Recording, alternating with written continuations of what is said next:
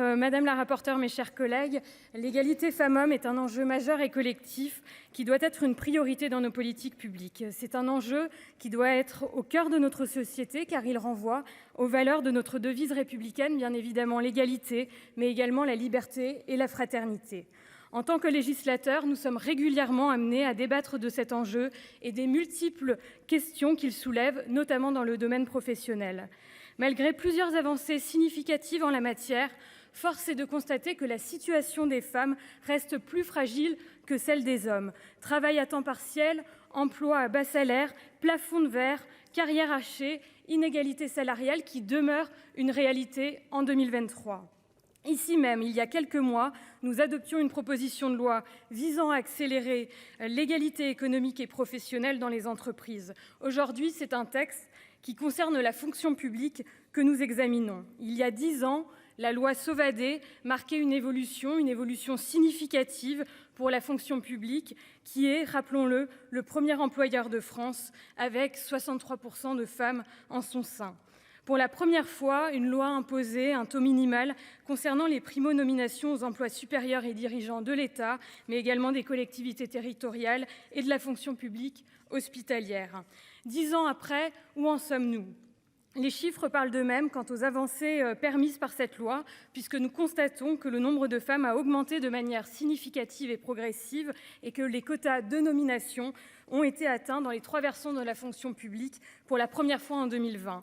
La délégation aux droits des femmes, dont je salue ici le travail, avait dressé l'an dernier un bilan de cette loi et formulé des recommandations en vue d'accélérer la féminisation des emplois dans la fonction publique. Le texte que nous examinons en est le fruit grâce à l'initiative de la présidente de la délégation aux droits des femmes, Annick Billon, ainsi que nos collègues Martine Filleul et Dominique Vérien.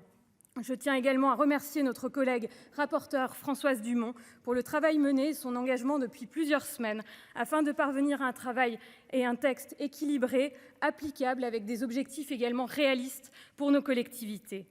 Pour les primo-nominations, un compromis a permis de retenir un taux de 45% au moins de personnes de chaque sexe afin de laisser le temps aux administrations de s'adapter et de prendre en compte également des réalités et des difficultés de recrutement. Dans le même esprit, je partage l'avis de la rapporteure et de la commission sur la nécessité de garder le seuil initial de population à 40 000 habitants afin de ne pas accentuer les difficultés des communes et des EPCI soumis à l'obligation de nomination. Sur le sujet majeur des questions salariales et de l'inégalité qui demeure une réalité dans notre pays, nous mesurons à quel point il est important d'objectiver les écarts de salaire qui persistent entre les femmes et les hommes. C'est l'objet de la mise en place de l'index de l'égalité professionnelle tel qu'il existe déjà dans le privé depuis 2019. Je comprends et partage la nécessité d'un tel outil. Attention cependant, à mon sens, à éviter l'utilisation des index, on le voit bien au fur et à mesure des textes, parce que ces index-là doivent demeurer un outil au service d'une politique, mais ne constituent pas en tant que tels la politique. Les dispositions de ce texte sont autant d'avancées qui sont nécessaires et qui doivent être saluées. En matière d'égalité dans le milieu professionnel, un autre aspect me paraît mériter toute notre attention, et ça fera peut-être l'objet d'autres réflexions, celui d'accompagner davantage les femmes dans le parcours de carrière et développer des méthodes de travail qui permettent de favoriser une meilleure conciliation entre la vie professionnelle et la vie personnelle.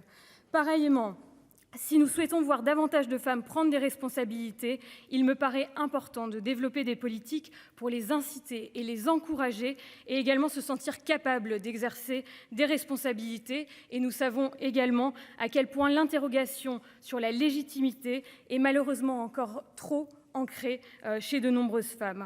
Enfin, notre action doit également se porter sur la question de l'orientation professionnelle afin d'œuvrer dès le plus jeune âge au niveau de l'école et de l'éducation nationale. Je finirai mon propos en soulignant que si la loi permet des avancées, on le voit bien, nous avons également de belles initiatives sur nos territoires respectifs qui incident et qui plaident pour le changement. Et je tiens ici à saluer le travail notamment de l'association Femmes d'Alsace qui décerne chaque année des Mariannes de la parité aux intercommunalités alsaciennes les plus allantes en la matière. Et je salue, et j'en profite, les communautés de communes du Ried, Markelsheim et de Niederbronn-les-Bains et de Sélestat qui ont toutes les trois été primer. C'est comme ça que nous arriverons tous ensemble, de manière positive et concrète, à évoluer sur le sujet. Merci, cher collègue. La discussion générale est close. Nous passons à la discussion du texte de la commission.